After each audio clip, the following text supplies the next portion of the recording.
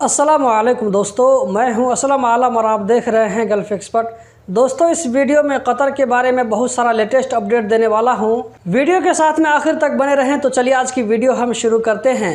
आज का जो पहला अपडेट है, इसमें कहा जा रहा है कि सीआईडी पुलिस ने एक ऐसे एशियन को पकड़ा है जो गाड़ी से सामान चोरी करने में माहिर था। पुलिस को इसके बारे में जैसे ही कंप्लेन मिला, इसको पकड़ने के लिए एक टीम बनाया गया और बहुत कोशिशों के बाद इसको पकड़ लिया गया। इसके पास से चोरी का सामान भी मिला है, जैसा कि आप स्क्रीन पर देख सकते हैं। अगर आपके साथ भी कभी इस तरह का कोई हादसा होता है तो आप फ़ौरन 999 पर कॉल करके कंप्लेन करें।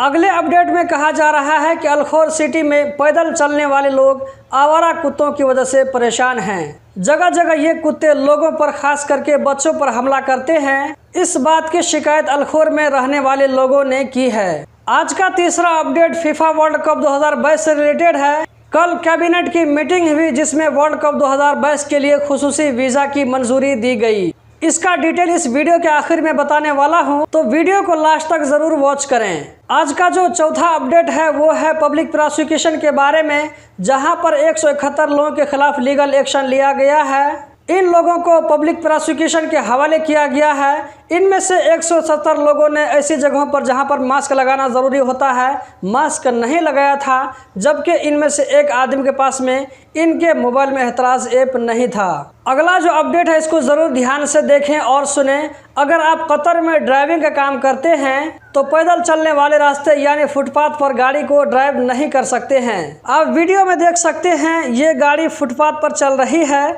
जब इसकी वीडियो सोशल मीडिया पर वायरल हुई तो पुलिस ने इसके खिलाफ कार्रवाई की। ये लुसेल सिटी की वीडियो बताई जा रही है। कतरी एजुकेशन मिनिस्ट्री की तरफ से कुछ जॉब वैकेंसी जारी की गई है, जो कि आम लोगों के लिए नहीं है, ये ज़्यादा पढ़े लिखे लोगों के लिए है। इसीलिए इसको मैंने ज़्यादा डिटेल से नहीं बताया है। आप में से जो लोग ज़्यादा पढ़े लिखे हैं, कॉलेज और यूनिवर्सिटी से डिग्री लिए हुए हैं, वो एजुकेशन मिनिस्ट्री की वेबसाइट पर जाकर देख सकते हैं। टर्म और कंडीशन अगर आपके ऊपर में पूरा फिट आता है तो आप इसके लिए अप्लाई कर सकते हैं। कतर में होने वाले वर्ल्ड कप को जो लोग बाहर से देखने के लिए आएंगे, उन लोगों के लिए बड़ी अच्छी खबर है। अगर आप हैया फैन कार्ड हासिल कर लेते हैं तो यही कार्ड आपके लिए कतर का वीज़ा माना जाएगा।